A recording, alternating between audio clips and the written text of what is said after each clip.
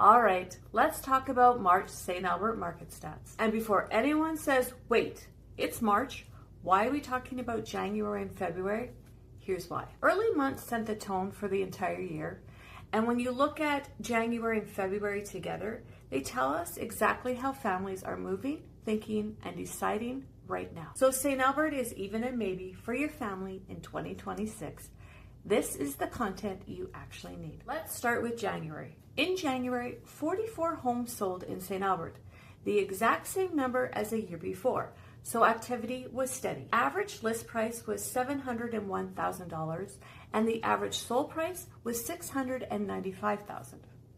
That number raised eyebrows, but it was influenced by a single high price sale that pushed the average up. Homes took about 39 days to sell in January, which told us buyers were thoughtful and not rushed. The most active neighborhoods in January were Sherrill, Riverside, and Lacombe Park. Now let's look at February, because there is where we see a shift. In February, 64 homes sold in St. Albert, compared to 57 homes in February of last year. So activity picked up in a meaningful way. The average list price was $617,000. The average sold price was $626,000, meaning homes were actually selling over asking.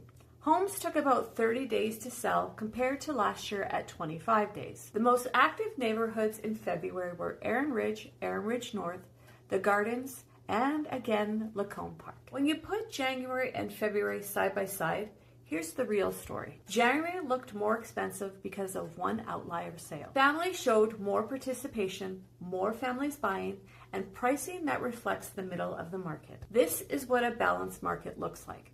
Movement without panic. So what does this mean if you're planning a move in 2026? St. Albert is active and it's still family friendly and strategic. Good homes are moving, especially in neighborhoods families love, but buyers still have room to think and plan. If St. Albert is even a maybe for your family this year, the next video you should watch is this one right here.